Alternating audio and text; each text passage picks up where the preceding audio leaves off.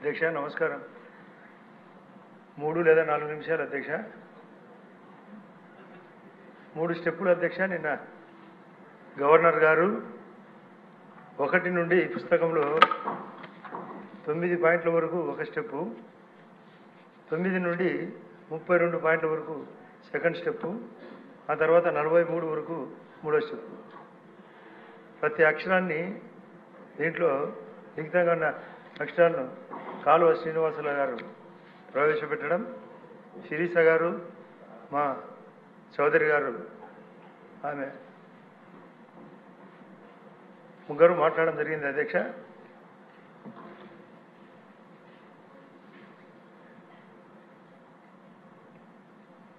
ఒకే point అధ్యక్ష. నిన్న 1 నుండి 9 పాయింట్లు మాట్లాడే వరకు వాళ్ళు అక్కడ కూర్చున్నారు, కొందరు ఇక్కడికి వచ్చారు. ఆ తర్వాత వాళ్ళ పాయింట్లు స్టార్ట్ చేస్తానే పారిపోయినారు. అసలైంది కథ అక్కడే ఉంది. అది కృష్ణ పాండవ్యంలో కృష్ణుడు రాయబారం జరిపేంత వరకు ఒక విధంగా ఉన్నారు. బంధించేటప్పుడు ఆయన చెప్పినాడు ఇది తగున అధ్యక్ష అని. ఇది వాళ్ళకు నిన్న తగున అధ్యక్ష వాళ్ళు చేసే పని. వాళ్ళ యొక్క విధ్వంసం చెప్పేటప్పుడు ఇక్కడ ఉంటే అవమానం జరుగుతుందనే వాళ్ళు పారిపోయినది. మీరు కూడా ఒకటే అధ్యక్ష, మీరు దండం పెడతారు, దండించాలి కూడా వాళ్ళను సభకు రమ్మనాలి. పరిగెత్తే కుదరదు. ఎన్నో అరాచకాలు చేశారు, శాంతి భద్రతలు నాశనం చేశారు. వ్యక్తిగతంగా నా మీద కోడిగతి కేసు పెట్టాడు జగన్ రెడ్డి, వివేకానంద రెడ్డి కేసు పెట్టాడు.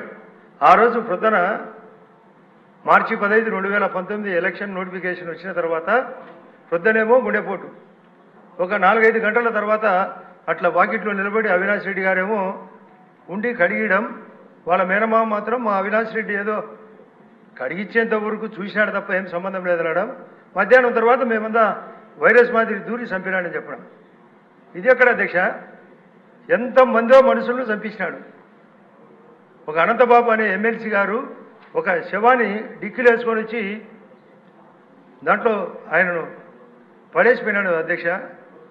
అసలు ఎన్ని రకాలుగానో భూ కబ్జాలు చేసినారు. అసలు సెంట్రల్ గవర్నమెంట్ ఇచ్చే డబ్బు మ్యాచింగ్ గ్రాంట్ ఇవ్వడు, మ్యాచ్ బ్యాక్స్ పెట్టి అగ్గిపెట్టాడు. మ్యాచింగ్ ఇవ్వడు, మ్యాచ్ బ్యాక్స్తో అగ్గిపెట్టడం, అది కూడా ప్రస్తావన వచ్చింది. ఎన్ని రకాలుగా అధ్యక్ష. నేను దయచేసి చెప్తున్నా, మీరు చాలా కఠినంగా ప్రవర్తించి ఫోన్ చేసి ఖచ్చితంగా రమ్మని చెప్పాలా.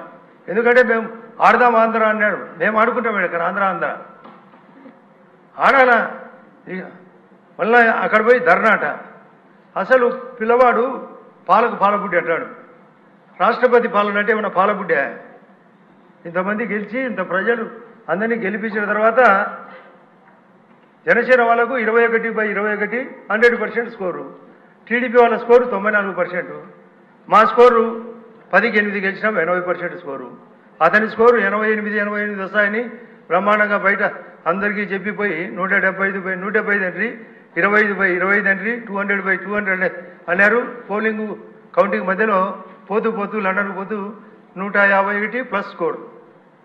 ఇంతకుముందు 22 ఎంపీలు గెలిచినారు, మళ్ళీ దాన్ని ప్లస్ స్కోర్. దానివల్ల వాళ్ళ కొంపే చాలా మందికి పోయింది. దాన్ని కూడా నమ్మి చాలామంది బెట్టింగ్స్ పెట్టి అట్లా నష్టపోయినారు. అది లాస్ట్కు 88/8 11 స్కోర్ వచ్చింది మినిమం ఫిగర్. ఇటువంటి పరిస్థితిలో ఇటువంటి పాలన, మన పాలన చూడాలంటే అతను రావాలి, అక్కడ కాదు పోవాల్సింది. వాళ్ళ చెల్లిని కూడా 2 చెల్లెలను గిల్లినాడు. వాళ్ళు మార్కెట్లోకి దించారు. వెళ్ళినందుకు వాళ్ళేమి ఊరుకొనలే, గల్లీకి దించారు అతన్ని. నిన్న కూడా శలిమినమ్మ స్టేట్మెంట్ ఇచ్చింది. అసలు నువ్వేమో పొద్దున పూట గుండెపోటు అంటావు, నరికి చెప్తే మాత్రం అది మాత్రం గుండెపోటు. ఆయనకి ఇక్కడ తగిలింది దెబ్బ అధ్యక్ష ఎలక్షన్లో.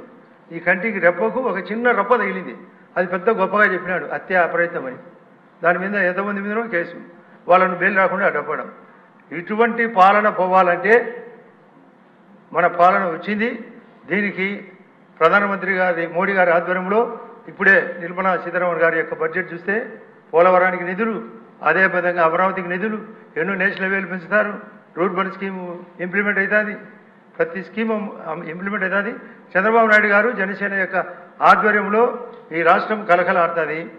అతను అర్చీకి పెట్టినా ఆ 11 రావు. మీకు మ్యాథమెటికల్ స్కోర్ ఒకటి చెప్పాలి అధ్యక్ష.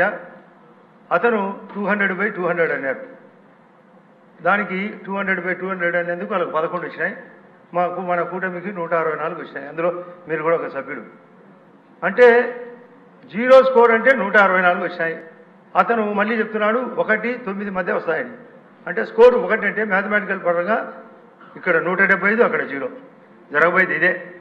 అతనికి బుద్ధి చెప్పేదానికి అందులో తీర్మానంలో ప్రజలకు కూడా అభినందనలు తెలిపినాడు. ఈ సందర్భంగా సభ్యులందరి తరఫున ప్రజలకు, ముఖ్యంగా వాళ్ళు సుప్రీంకోర్టు కంటే ఎక్కువ, అయోధ్య తీర్పు కంటే ఎక్కువ జడ్జిమెంట్ ఇచ్చినారు. ఒకరికి 90,000 అంటే, ఒకరికి 95,000 అంటే, ఒకరికి 60,000 అంటే మెజార్టీ వచ్చినాయి అధ్యక్ష.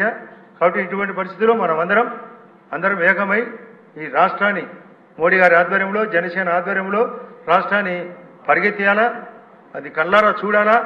అతను ఎలక్షన్లలో గెలవకుండా చేయాలంటే ప్రతి విషయంలో ఇక్కడ ఉండే సభ్యులంతా మనం అభివృద్ధి చేసే దాంట్లో పాటుపడే దానికోసం అందరం ఉండాలా. అందులో చంద్రబాబు నాయుడు గారు ఆ రోజు చేసిన అభివృద్ధిని కొన్ని విషయాలు ఇందులో పొందుపరచడం జరిగింది. జరగబోయే అభివృద్ధిని కూడా పొందుపరచడం జరిగింది. నేను సింపుల్గా చంద్రబాబు నాయుడు గారు మోడీ గారి ఆధ్వర్యంలో, జనసేన ఆధ్వర్యంలో చేసే స్కీము 4 వైలు, 1 అధ్యక్ష, 1 industry, 1 irrigation, 1 infrastructure, 1 institution, 1 tourism మరియు సంక్షేమం. ఇవి అన్ని రంగాల్లో పరిగెత్తించే దానికోసం చంద్రబాబు నాయుడు గారు పాటుపడతాడని ఆశిద్దాం. ఖచ్చితంగా అమలవుతుందని కోరుదాం. మోడీ గారు కూడా 3వసారి ముఖ్యమంత్రి అయినాడు. హ్యాట్రిక్ ముఖ్యమంత్రి, హ్యాట్రిక్ ప్రధానమంత్రి. ఇక్కడ 4వసారి చంద్రబాబు నాయుడు గారు సూపర్ 4 కొట్టినాడు. ఈ 4 స్కోర్తో మీరు కూడా 7 సార్లు, మీకు కూడా ఆ రోజు నేను మాట్లాడాలనుకునేది, మీరు 7వసారి 7 కొండల సాక్షిగా మీరు ఆ పదవి కూడా కొనే తెచ్చేదానికోసం ప్రయత్నం చేస్తారని, అందరం కలిసి ఈ రాష్ట్రాన్ని బాగుపడేటట్టుగా చేయాలని హృదయపూర్వకంగా కోరుకుంటున్నాను అధ్యక్ష.